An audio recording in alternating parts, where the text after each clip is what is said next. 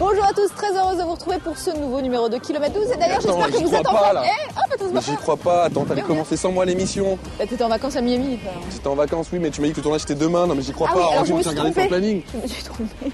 Ouais, t'es trompé, oui, mais d'accord, petit problème de friture, j'imagine, sur la ligne téléphonique entre Miami et Paris, c'est ça? Ah, et Bagage Cabine, il y a un goûter dedans. Ouais, C'est goûter, joli, ouais, hein. un bon programme également, comme dans cette émission, car il va y avoir du lourd une nouvelle fois cette semaine, à commencer par la suite du championnat de France GT, le concept car Skoda Vision D et le Nissan Leaf qui sera testé pour vous par un certain Geoffrey Delus.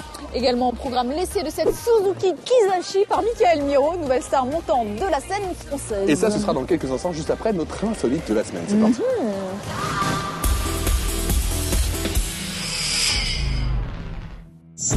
Usually, when a car maker turns one of its models into a race car, they have to add power. But when Chevrolet wanted to race the 638 horsepower Corvette ZR1 against Porsche, Ferrari, and BMW, we were asked to dial it back. Oh, about 168 horsepower.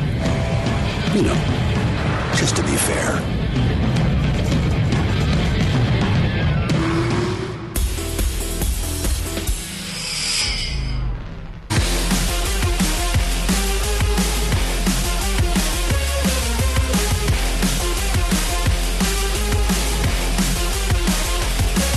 Voilà pour l'image insolite de la semaine. Alors, chers amis, j'ai deux bonnes nouvelles pour vous. La première, c'est que j'ai réussi à semer notre amie Anne Denier. Oui, elle est partie s'acheter une bonne paire de chaussures. La deuxième, c'est que du coup, eh bien, on va être tranquille pour tester la Suzuki Kiyashi avec notre invité de la semaine. Notre invité qui n'est autre que Michael Miro. Michael, comment ça va? Salut Patrice, tout va bien? Tout va bien? Ah oui, Moi, j'espère que tout va bien. Attends, tu cartonnes.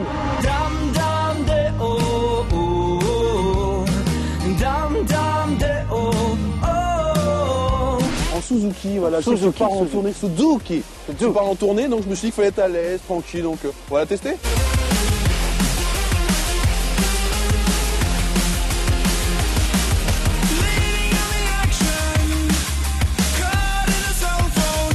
On est bien, hein? Suzuki Kizashi. Je vais te dire, on est... Non, ça va, t'es bien? Ah, on est très Elle bien. a l'air un peu tête cul, mais c'est un modèle sport pour ça. Écoute, on va voir ça tout de suite. Je pense que Paris est un merveilleux terrain pour voir ce qu'il y a sous le capot. T'as un tube qui cartonne sur la toile. Ensuite, tu le sors officiellement. Ensuite, t'as l'album. Donc ça, c'est des bonnes nouvelles, mais est-ce qu'à chaque fois, on se dit pas au final que c'est le début? Ouais, ça, c'est sûr que c'est le début. On est sur une première chanson, tu vois, qui est tirée d'un album qui est même pas encore sorti, qui sort que le 9 mai. 9 mai. Et donc, c'est le début. C'est vraiment le début. Un SMS vient d'arriver, j'ai 18 ans. Envolé ma virginité, je suis plus un enfant. L'horloge tourne, les minutes sont torrides, et moi je rêve d'accélérer le temps. Dame, dame, des hauts. Voilà, alors c'est quoi cette histoire de Il y a SMS? des SMS de ma chanson L'horloge tourne qui... En fait, c'est surtout les SMS que j'ai reçus. D'accord. Sur L'horloge tourne. C'est des SMS que tu reçois et que tu décides d'archiver, de surtout pas effacer, au détriment d'autres, parce qu'à l'époque, la carte SIM commençait à être saturée, donc il fallait faire le tri. Donc il fallait arbitrer. Ce texto est plus important qu'un autre. Et j'ai gardé les plus importants et je me suis replongé il n'y a pas si longtemps que ça, à l'époque de L'horloge tourne que j'ai écrite il y a 1 an et demi, tu vois. Et je me suis replongé dans la mémoire de ma carte SIM et j'ai ressorti tous les textos qui ont un peu marqué mes 10 dernières années. Et c'était comme des photos, tu vois. Et il y en a eu. Ah oui, il y en a eu. Il y en a eu en tout cas assez pour écrire une chanson. J'imagine, ouais.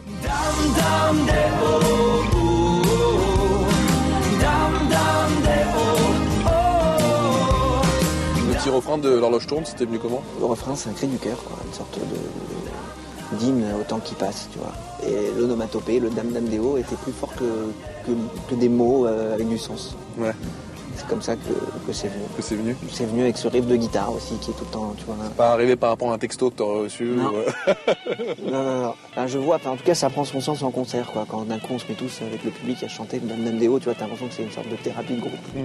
La partie scénique, c'est justement une partie que tu apprécies tout particulièrement. C'est peut-être la partie que tu préfères ou pas? Ou c'est des choses scène différentes que simplement? mes chansons ces dernières années ont pris une couleur, ont été triturées, changées, modifiées, testées, tu vois, finalement. Donc, c'est sur scène parce que de nos jours, tu peux de manière très indépendante, sans grosse maison de disques, faire vivre tes chansons sur scène. Je me souviens par exemple, on avait fait 300 au Centre Fédéral il y a quelques années, il y a 5-6 ans, tu vois. Ouais. Et ça quand tu avais quitté Lyon, donc déjà. Ouais. Et c'est vrai que c'est là que moi, mes premières sensations de musique, elles sont où tout s'est confirmé, quoi. Où j'ai réalisé que c'était le métier que je voulais faire et que c'était rien d'autre.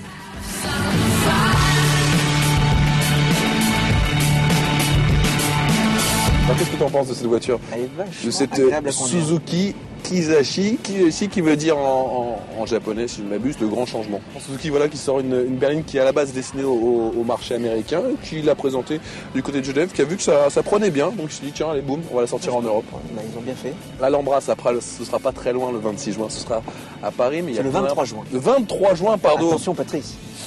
23 juin à l'Alhambra à Paris, et j'ai aussi une date très importante qui est le 16 juin au Ninkasi de Lyon, parce que tu sais, je suis lyonnais, donc ça fait très longtemps que j'ai pas fait un Je concert savais que tu là-bas. allais me dire la date lyonnaise. Je laissais dire. Je savais. Comme prise au piège en Suzuki, comme autrefois, sans rendez-vous sur Internet, sans entremise, juste comme ça. Mais je vais commencer à croire que tu me dragues là, Mickaël. Et oui, je sais pas Mickaël pourquoi j'ai Miro, choisi cette chanson en même temps, mais c'est le titre de l'album. Voilà, l'album qui sort le 9 mai, on le rappelle. C'est une chanson que je chante avec Natacha Saint-Pierre. Juste comme ça sort le 9 mai, on rappelle le single L'horloge tourne, qui cartonne. Je sais que t'aimes bien quand je dis qui cartonne. Ah bah moi ça me fait plaisir. Ouais, ça fait plaisir. Je manque de recul, je pense que je manque de recul encore pour te dire si ça cartonne, mais en tout cas, merci pour cette petite balade dans cette Suzuki qui franchement, non mais c'était top. Non mais je me suis senti en sécurité, c'était génial. Voilà, il y en a un autre avec qui vous allez vous sentir en sécurité. Il s'agit de Geoffrey Delus qui teste pour vous cette semaine la Nissan Leaf. C'est parti.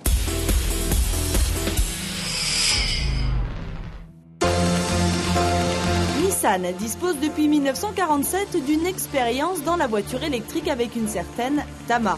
Aujourd'hui, voici la Leaf, une véritable berline 5 places qui ne rejette pas d'émissions de CO2. Sa face avant plongeante avec ses optiques à diodes bleutées séduit dès le premier regard. Il en est de même pour l'arrière, au feu en forme de parenthèse. La Leaf apparaît bien proportionnée, il faut dire que son empattement de 2,70 m lui garantit un maximum de place à l'intérieur. C'est vrai qu'extérieurement, la Leaf a les proportions d'un véhicule classique, mais la batterie est passée dans le plancher, donc les volumes sont identiques. Pour le reste, c'est pensé vraiment écolo, avec une face avant qui est très arrondie, une voiture très effilée, pour limiter à la fois la consommation d'électricité, mais aussi pour limiter le bruit. Et en véhicule électrique, c'est très important. À bord, c'est vrai qu'elle est très bien assise, c'est bien décoré, c'est une voiture qui est agréable à vivre. Alors ce qu'on retrouve, c'est bien sûr cette boîte de vitesse, marche avant, marche arrière et un mode éco-électrique. Et puis après, au centre, cet écran est très important avec, on le voit ici, ce bouton zéro émission qui permet d'avoir l'autonomie, les postes de recharge à côté. Et puis après, bien sûr, on retrouve comme sur toutes les voitures au centre, une jauge classique. Et puis à gauche, moi ce que je trouve assez marrant, la température du système électrique. Le gros changement est là, avec un moteur qui ressemble à s'y méprendre à un moteur thermique. Pourtant, il est électrique.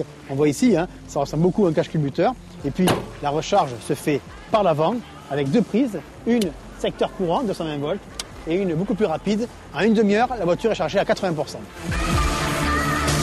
Le moteur électrique développe 80 watts, soit 109 chevaux, pour un couple de 280 Nm.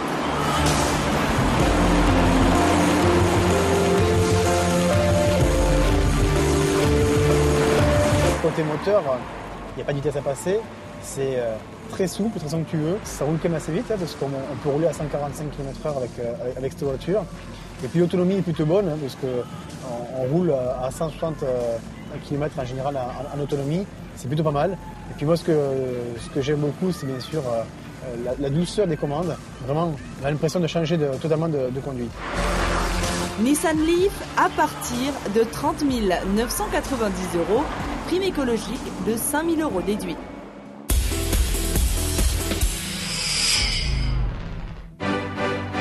I'm back where I belong. Yeah, I never felt so strong. I'm back, I'm feeling like there's nothing I can't try. And if Bon, allez, raconte là. Miami, c'était comment? Miami, bah, c'était cool, c'était sympa.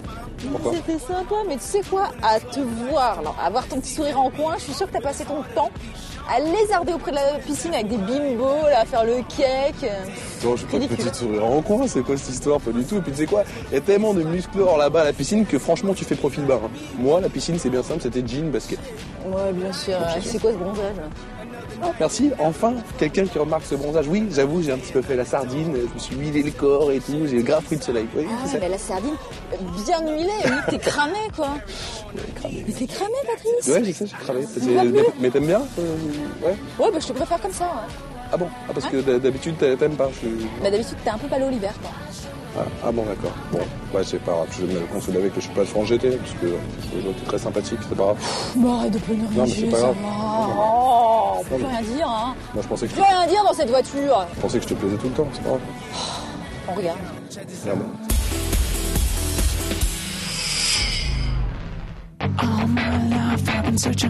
Direction Nogaro dans le Gers pour la deuxième étape du GT Tour. Ils sont tous là, Panis, Hallyday, Barthez, Derlo, Groppi ou encore Plat, pour en débattre sur ce circuit. Au premier virage, Debar tient bon devant Hallyday, mais derrière la Porsche de Bornhauser partie 6e remonte comme une flèche. On se bat bec et ongle, Blenny sur BMW Z4 rate son freinage et touche Hallyday, roue arrière gauche cassée. On m'a jamais tapé comme ça, quoi. C'est de l'intérieur de la voiture, c'était vraiment très violent. La Porsche de l'Arbre Compétition rentre en premier au stand. Groppi est désormais au volant, il remonte très vite en tête de course. Ortelli, Panis et Beltoise entrent en piste plus tard. Groppi en profite donc pour prendre de l'avance avant de rendre l'auto à Bornhauser qui terminera la course.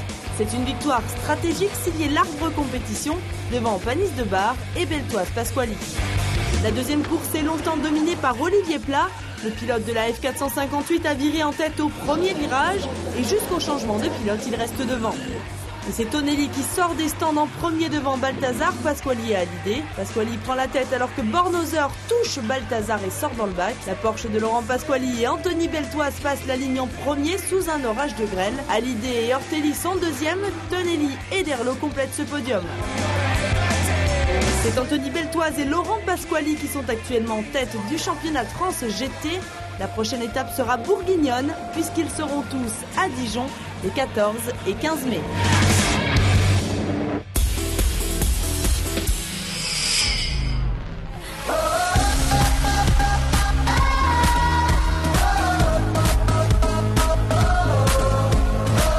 Patrice Boisfer, t'exagères. T'aurais pu quand même m'emmener avec toi aux États-Unis, à Miami, tout ça, franchement. Non mais Anne, j'ai expliqué, enfin je sais pas, ma petite amie aura pas forcément été ravie, tu vois. Mais je la connais, puis je vais me faire toute petite, et puis c'est quand même des vacances de rêve, New York, Miami, je sais pas. Ouais. Ta vieille copine, là, ta vieille branche. Il y avait la Winter, en plus c'est le festival de musique électro avec tous les plus grands DJ du monde, il y avait David Guetta, il y avait mais vraiment plein de gens, ça cartonnait. Et ce qui est marrant, c'est que tous les gens dansent quasiment à poil dans la rue, je t'assure. Mais non. Mais si, je t'assure. Mais même les nanas. Et même les nanas, un truc de dingue, c'est un peu comme le concept car Skoda Vision D. Je sais pas si tu vois ce que je veux dire. Non mais non Patrice, non. Quoi? Bah, ta transition elle est pourrie, t'as pas bossé à Miami toi. La transition est nulle? Ça passe pas, non? Non, la non, transition rien à voir. Non. Je vois pas le rapport, je comprends rien. Même pas un tout petit peu. Non, là, non, tu vois. non. Ah, j'ai pas été bon quoi. Non. Ok. Bon, on regarde quand même, hein. Concept car, Skoda Vision D.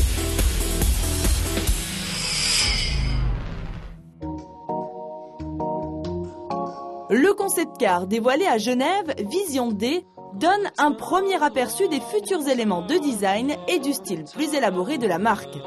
Le concept séduit par ses lignes fluides et précises, le soin apporté aux finitions et l'amour du détail.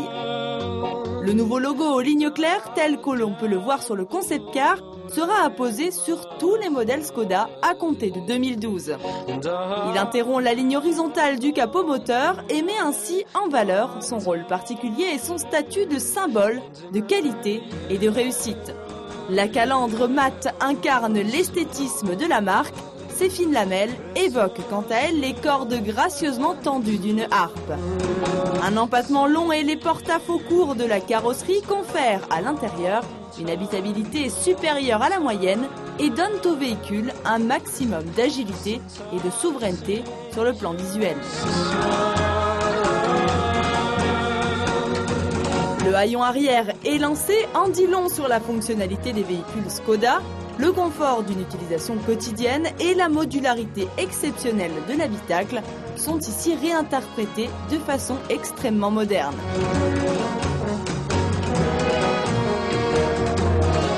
Arborant une silhouette dynamique, le concept car enflamme l'imagination de l'observateur sans avoir recours à la provocation. Il donne un aperçu concret des futures productions de Mlada Boleslav. Les designers et les ingénieurs ont tracé d'un geste sûr la voie menant au succès. Les meilleures conditions sont réunies pour que la marque originaire de République tchèque parvienne à atteindre ses objectifs ambitieux.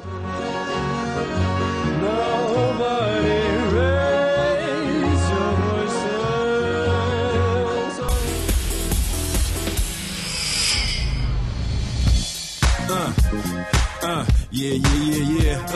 Miami. South Beach, bringing the heat. Can y'all feel that? Can you feel that? Miami. Here I am in the place. Attends. 2 secondes. Pourquoi on chante ça là? Tu m'as coupé dans mon élan là. Ouais, t'as un plan avec l'office du tourisme de Miami ou quoi là? Quoi, Miami, mais je me fais un petit kiff, ça me rappelle mes vacances, je suis désolé. C'était quoi, c'était une vanne, l'office du tourisme, juste avant, c'est ça? Non, pas du tout. D'accord, t'es un peu hargneuse, toi. Tu vas plus vivre à New York qu'à Miami. À New York, les gens en speed, un peu excités. Miami, plus les gens comme moi, tu vois, un peu plus cool. Je vois. Comme d'habitude, tu vas te faire passer pour le mec cool. Et moi, la nana surexcitée, un classique. Voilà, un classique. Ouais, c'est toujours pareil. En même temps, c'est un petit peu vrai. Hein. Bon, en tout cas, j'ai une bonne nouvelle pour toi. La nana surexcitée du volant, car il y a un superbe coffret DVD et Blu-ray qui vient de sortir avec 2 films cultes, hein, Tarantino et Rodriguez. C'est Boulevard de la mort. Boulevard de la mort. Mais oui, Boulevard de la mort et Planète Terreur, tout ça réuni en un seul coffret avec plein de bonus. Et tout de suite. Regardez.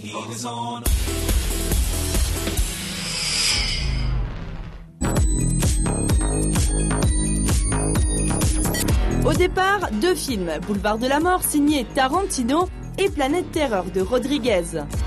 2 films d'épouvante sortis distinctement en 2007 en France, mais sous forme de Grindhouse aux US.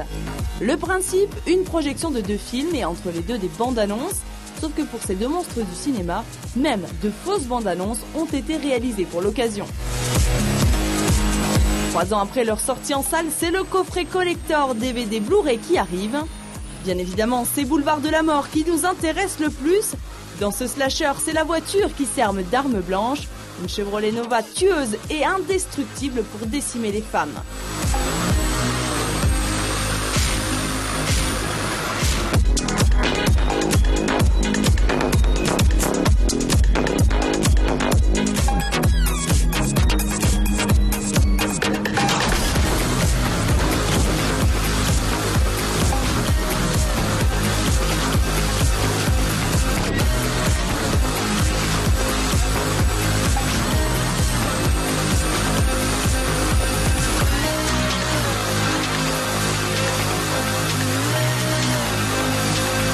Un seul programme de film, plus de 3 heures de bonheur, déjà disponible dans les bacs.